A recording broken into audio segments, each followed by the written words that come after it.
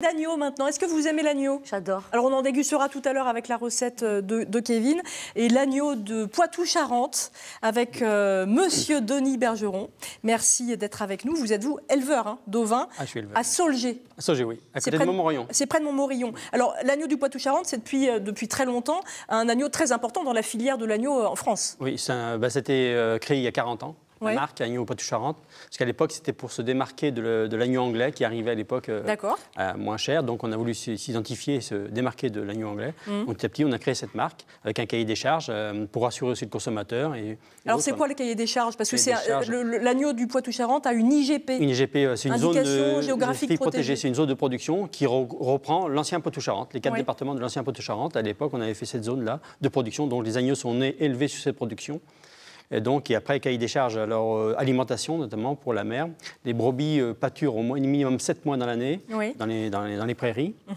Et après, les agneaux, ils ont un cahier des charges sur l'alimentation, ils mangent des céréales. Certaines céréales sont autorisées, d'autres pas autorisées. Pas d'OGM. Pas d'OGM. Donc voilà, puis des races, on a 7 races. Qui sont identifiées. C'est des races plutôt à des valeurs bouchères un peu importantes. Alors, c'est quoi les qualités bouchères de ces 7 races et de l'agneau Poitou-Charentes? L'agneau Poitou-Charentes, d'ailleurs, au niveau du gras, on a beaucoup travaillé parce qu'un des problèmes de l'agneau, c'est le gras. Donc, il faut qu'il y ait minimum de gras, pas beaucoup de gras. Il en faut un petit peu, qu'il soit de qualité aussi, de couleur blanche. Et puis, la carcasse plutôt assez claire. Et puis, un bon rendement pour les bouchers, notamment dans le gigot, qui ait du rendement, qui ait de la viande. Et puis, qui ait de viande tendre et qui soit de qualité. Donc aussi pour le consommateur qu'il apprécie, parce qu'il ne faut pas oublier qu'on est producteur, mais on est aussi content quand le consommateur est satisfait. Elle se comporte comment la consommation d'agneau en ce moment? Alors c'est plutôt en baisse. Alors il y a eu Pâques il n'y a pas très longtemps, c'est la période de l'agneau quand même. L'agneau, mais bon, ça se consomme aussi après l'été avec les grillades et puis les barbecues. Mais on a une production qui se vend, qui est en baisse parce qu'il y a le prix. Qui est un peu élevé, avec le pouvoir d'achat qui diminue, on sent bien que les gens ils font attention. Et puis après aussi, il y a aussi l'agneau, l'image de l'agneau, des fois de la viande, qui n'est pas toujours bonne. Il y a des gens qui ont une mauvaise image, donc ils n'en consomment pas. On sait qu'il y a Alors il y a une baisse générale de consommation de viande par rapport aux enjeux sociétaux, environnementaux. Et puis l'agneau qui, voilà, on n'a pas envie de manger un petit agneau, il y a le côté bien-être animal. Oui, puis il y a le réflexe, on n'a pas trop l'habitude de manger de l'agneau. Autant certaines viandes, comme la viande blanche, on a plus le réflexe, ou du jambon, on achète facilement du jambon. L'agneau, c'est un peu plus festif, donc on achète ça le week-end, on a moins le réflexe de l'acheter aussi. Et puis voilà, c'est que... Alors le fait quand même de miser sur un produit, une viande de qualité avec l'IGP, dans l'IGP, il y a aussi un label rouge pour certains agneaux. Après, on a l'agneau label rouge, le diamandin, qui a été créé un petit peu après. Alors c'est pour rentrer dans le domaine du label rouge. Donc là, les cahiers des charges est un peu plus poussé dans l'âge d'abattage, dans l'âge des agneaux. Et puis l'alimentation est aussi, on est à peu près au même niveau, mais aussi c'est très rigoureux. Parce que voilà, en plus de ces marchés label rouge, mais pour avoir encore une autre qualité, une autre gamme aussi de produits pour le consommateur. Et justement, est-ce que vous tirez quand même votre épingle du jeu en proposant et en misant sur ce produit de qualité? Ça permet, oui, de maintenir un prix de vente assez élevé, parce qu'on a aussi un cahier des charges qui augmente aussi les charges. Donc on a un prix de vente qui est correct et ça permet aussi de rassurer le consommateur, parce que le consommateur, derrière le label rouge, derrière la marque, il y a ici qu'il y a un cahier des charges, il y a une traçabilité, il y a tout un produit qui est de qualité et on travaille beaucoup la qualité, parce qu'on sait que la qualité est reconnue. Et quand vous dites qualité, est-ce que ça va aussi de pair avec le bien-être animal dont on parle de plus en plus? Naturellement, on élève bien nos animaux dans le bien-être, on l'a toujours fait, sauf qu'on ne le disait pas, mais naturellement on le fait, parce que les animaux plus sont en bonne condition. Déjà pour nous, on est éleveurs, on sait un lien aussi avec nos animaux, on fait pas, on sait qu'ils vont partir un jour, mais on a un lien avec eux. Non, mais avec les brebis qui sont à l'extérieur, oui, mais elles pâturent, elles mangent de l'herbe, on leur fait une herbe de qualité, on leur met de l'ombre pour l'été quand il fait chaud, on leur met à boire, mais ça on le fait naturellement depuis très longtemps. Le bien-être, c'est... Parce qu'un animal qui est en bonne condition, une brebis, si elle est en bonne condition, elle aura des petits agneaux, elle va s'occuper de ses petits agneaux en bonne condition, tout le monde va bien être en bonne santé, les agneaux vont bien se développer, et nous, tout le monde est gagnant. Et vous, Denis, pourquoi vous avez eu envie de devenir éleveur? Parce que de famille, je suis famille d'éleveurs. Mon père était agriculteur, mes grands-pères étaient agriculteurs. Donc, naturellement, je suis agriculteur. Puis, j'aime bien l'élevage, les animaux. Alors, ça a des contraintes, des avantages. Mais c'est toujours agréable de travailler dans la campagne, dans la nature. On a beaucoup de choses à voir, beaucoup de choses à découvrir. Donc, c'est toujours agréable, quoi. Et puis, vous êtes en lien avec le consommateur. Comment vous vendez, vous, vos produits? Donc, moi, ils partent en abattoir et après ils vont dans les grandes surfaces. Mais on fait des animations dans les magasins. De temps en temps on est demandé, alors moi j'y vais pas trop souvent, mais des éleveurs, les uns aux autres on y va, faire de l'animation et ça nous permet de discuter avec le consommateur, de voir un peu ses approches, ses besoins et puis comment il ressent. Et c'est vrai quand les gens vous disent qu'ils sont contents, qu'ils ont acheté un agneau pour Pâques, par exemple un gigot, qu'ils ont apprécié, que toute la famille a bien mangé, ça nous fait plaisir parce que si le consommateur est content, nous on est content aussi. Parce que la cuisine c'est le partage et on verra ça tout à l'heure avec donc encore une fois la recette de Kevin, il sera question d'agneau. Est-ce que vous connaissez l'île de Ré? Oui, Vous y avez été déjà? Une fois, mais à un petit moment. Et vous, Chloé? Petite, oui. Oui, j'en ai de bons souvenirs. Est-ce que vous connaissez la capitale de l'île de Ré? Saint-Martin. Saint-Martin. Ouais, c'était un peu timide, mais vous avez la bonne réponse. Et bien tout de suite, on va se balader à Saint-Martin, sur l'île de Ré, avec Pascal Foucault, qui est notre guide. C'est parti.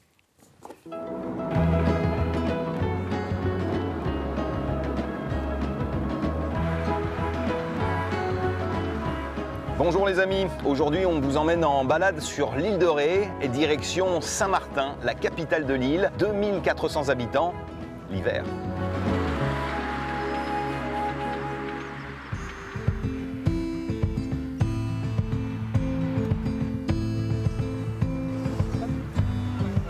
Alors là, nous sommes donc à Saint-Martin-de-Ré, sur les fortifications édifiées par Vauban à la fin du XVIIe siècle.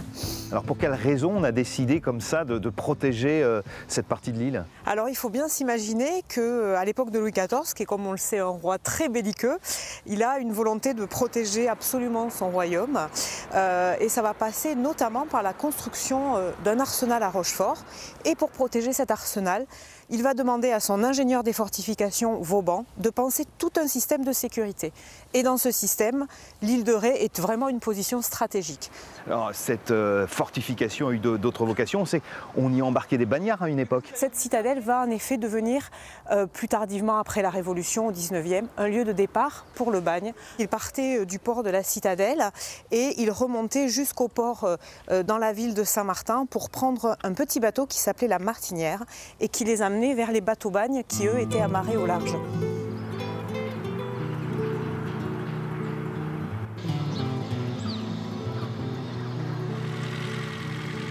Bonjour Eliane. Bonjour Pascal. Ça fait combien de temps que vous travaillez ici sur le port de Saint-Martin? Alors depuis 2015, juillet 2015. Alors comment ça s'est passé? Comment une femme se retrouve-t-elle comme ça, chef de port? J'ai travaillé pendant de nombreuses années au camping municipal pour la mairie.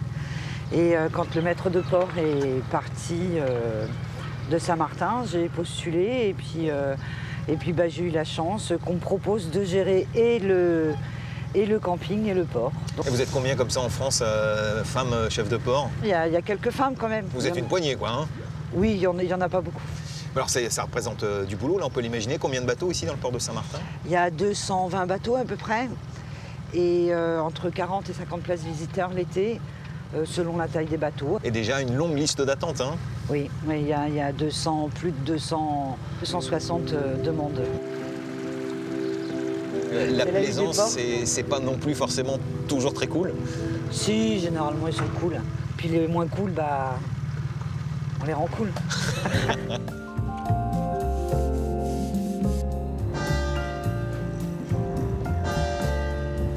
Petit tour par le clocher, ça se mérite, hein? Ah oui, alors là évidemment, le jeu en vaut la chandelle, hein.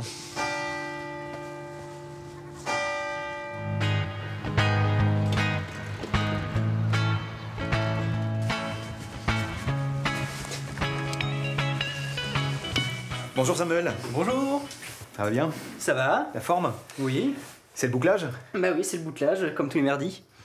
Alors qu'est-ce qu'on trouvera de beau dans la prochaine édition du Phare de Ré? Dans la prochaine édition, il y aura un compte-rendu du conseil communautaire, on va parler du CREN avec la suite de la solidarité sur l'île, on va parler de logement du côté de la flotte, entre autres, et puis de tout ce qui se passe dans les villages, comme chaque semaine. On vous laisse travailler, d'ici combien de temps il sort là? Et là, il doit sortir demain, donc il faut avoir fini d'ici 4 heures. Donc c'est quoi ça, Emmanuel? Alors là, on a les premiers numéros du Phare de Ré, 1949. On était sur beaucoup d'informations locales, des communiqués C'est les gens qui contribuaient en fait, qui nous apportaient toutes les informations. De l'info pratique, quoi. C'était vraiment de l'info pratique. Là, on est sur l'année 80. Et donc un farderet qui a totalement changé, la fameuse encre verte. Voilà, très peu de photos. C'est vraiment venu là aussi sur le tard. Comme le monde. Comme le monde. Donc là, Christelle, on se trouve à l'intérieur de l'enceinte du musée Ernest Cognac. C'était quoi auparavant? Exactement, nous sommes dans la cour de l'hôtel de Clergeotte, qui est un hôtel seigneurial, médiéval et Renaissance. C'est un joyau absolument exceptionnel pour les collections d'art et d'histoire que constitue le musée Ernest Cognac et qui raconte l'histoire du territoire, de sa formation géologique jusqu'à nos jours. On va voir. On va voir.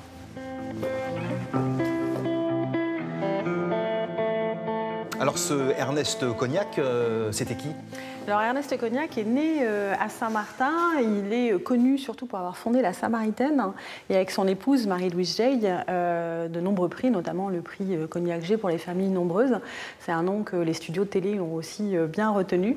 Et il est à l'initiative du rachat des collections d'un érudit local qui s'appelait Théodore Philippot et qui constitue vraiment le socle des collections du musée Ernest Cognac. Ah, l'île de Ré, ça donne envie d'aller prendre l'air. Mais là, on est de retour pour l'instant sur le plateau de Vous êtes formidable et on va voyager en cuisine avec Maître Kevin. Oh, Maître Kevin, quand même. Et ton tataki d'agneau. Alors d'abord, Chloé, vous qui êtes chef d'orchestre, on imagine que vous voyagez beaucoup. Oui, tout à fait. Est-ce que vous avez le temps parfois, vous habitez à Limoges, de vous poser, de cuisiner ? Alors, j'ai peu de temps pour cuisiner, mais j'apprécie toujours de le faire. En tout cas, ce qui est sûr, c'est que j'apprécie beaucoup de manger et manger de bons plats avec de bons produits locaux. Et ben c'est ce qu'on va faire tout de suite. Ça me plaît ce genre de discours, toujours. Quand on me dit j'adore manger, moi tout de suite je suis très content. Donc aujourd'hui on va parler de l'agneau, forcément c'est le thème. L'agneau pour moi c'est vraiment une viande très clivante. Je trouve. Oui, on aime ou on n'aime pas. Voilà, on aime ou on n'aime pas l'agneau. Il n'y a pas d'entre-deux. Hein. Et vous aimez ou pas? Moi, j'aime beaucoup, oui. C'est vrai. Bon, j'espère. Moi, l'agneau, aujourd'hui, comme c'est très clivant, je vais essayer de l'amener beaucoup de fraîcheur dans ma préparation. Déjà, je l'ai préparé en tataki. Est-ce que vous savez ce que c'est un tataki? Absolument pas. C'est vrai? C'est pas du tout. C'est cru? C'est cru-cuit, entre guillemets.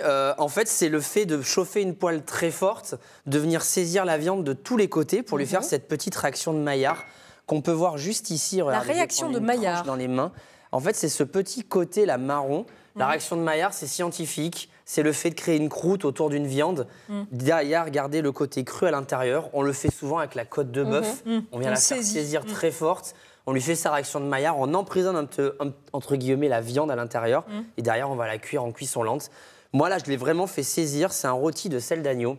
Vraiment, je l'ai fait saisir sur tous les côtés. Là, comme c'est un rôti, je l'ai saisi un peu plus longtemps. On peut utiliser plein de sortes de bouts d'agneau, entre guillemets. J'ai envie de dire, le rôti, c'est sympa parce que ça permet de faire des petites tranches, on va dire, un petit peu plus équilibrées, au lieu de faire des petits bouts d'agneau. Donc, ce petit tataki d'agneau, je l'ai fait mariner après dans un mélange de soja et d'eau pendant 24 heures. Ah oui, 24 heures que tu laisses au réfrigérateur. Voilà, je laisse au réfrigérateur moitié-moitié. Hein. Sinon, le soja, c'est beaucoup trop salin. Donc, forcément, ça va donner un goût trop salé à la viande. Et comme je cuisine sans sel, je ne veux pas qu'il y ait trop de sel dans mes aliments, dans mes préparations. Et le soja, surtout, a un pouvoir d'éliminer, on va dire, les dernières choses un petit peu mauvaises. Dans la viande crue, on a toujours cette petite peur de manger la viande crue. L'agneau, quand il est très bon, il peut se manger sans problème cru. D'accord. C'est même largement meilleur. On a plutôt l'habitude de le manger un peu rosé. Toujours. Ben oui, comme le bœuf. Le bœuf, on le mangera plus cru, alors que le canard, on le mangera plus rosé. Alors que le canard aussi peut se manger en tartare également. On en parlera lors d'une prochaine chronique. Ah bah, les idées reçues. Voilà, on casse les idées reçues. Et moi, je les casse complètement parce qu'au final, ce tataki d'agneau, pour vraiment l'enlever ce goût un petit peu trop fort, moi, je vais venir y faire une petite marinade express avec du cumin. Et t'as mis quoi? C'est de l'huile? Là, c'est de l'huile d'olive, tout simplement. Voilà. Huile d'olive, j'y rajoute du cumin, j'y rajoute une petite pincée de piment d'Espelette, une grosse pincée de piment d'Espelette même, parce que moi, j'aime bien quand ça pique. Ça, c'est le poivre basque. Voilà, exactement. Hein. Le paprika, qui n'a pas spécialement de goût, mais qui va lui donner une petite couleur sympa. Des graines de pavot, pour le côté un petit peu croquant. Ouais. Un petit peu de sauge également. Voilà. On est généreux. Mais il dit un petit peu, mais... Oui, alors moi, j'ai une notion du un petit peu qui est différente de beaucoup de monde, je pense. Le sumac, maintenant que vous commencez à connaître, que vous ne connaissez pas, je pense, parce que voilà, c'est une épice qui vient du Moyen-Orient.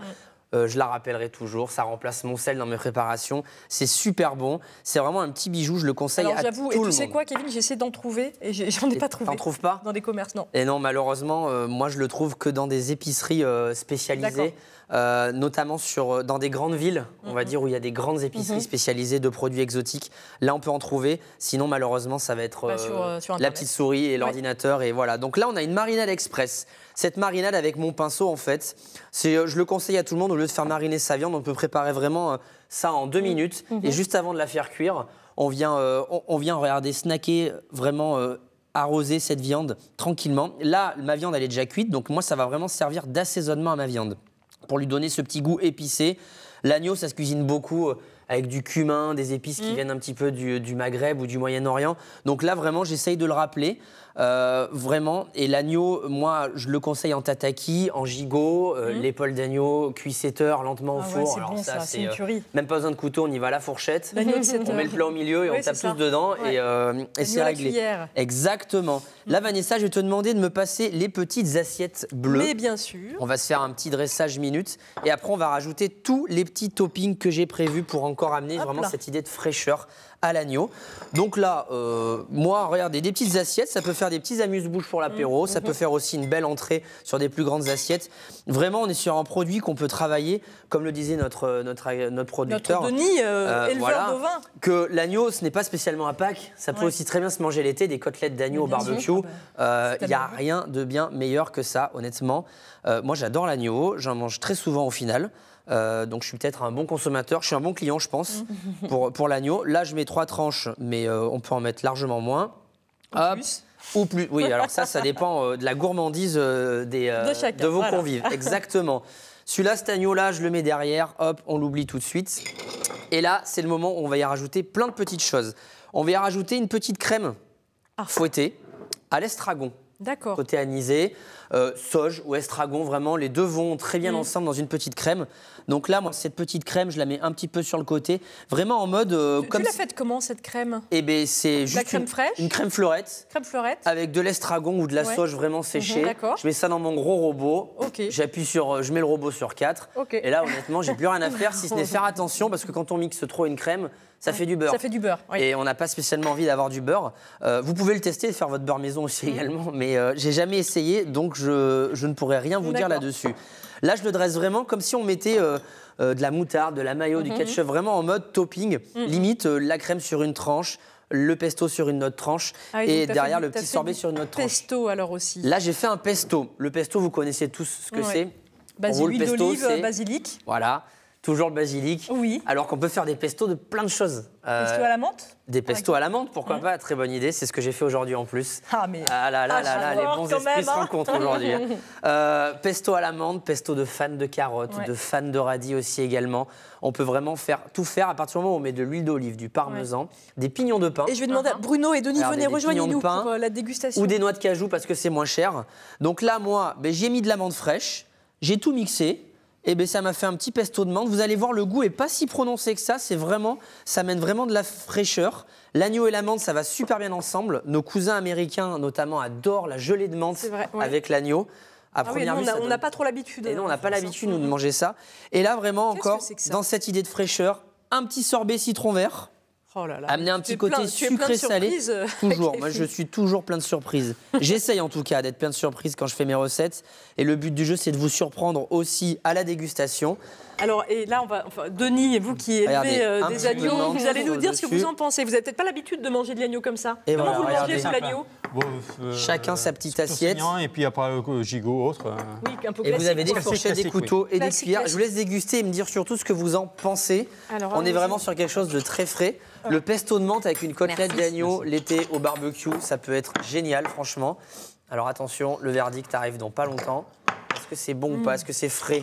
Avec la petite crème. La petite crème à l'estragon, c'est pas mal ça. C'est délicieux. Mais ça amène ce petit côté anisé, toujours dans cette idée d'avoir des épices pour enlever ce côté salin qu'on cherche toujours dans les plats. Et avec ton pesto. Alors Bruno, lui, je le dévoile. Il n'aime pas l'agneau, apparemment. Il n'aime pas l'agneau, Bruno. Et alors là? C'est bon et c'est gratuit en plus. Ah mais non, mais ça...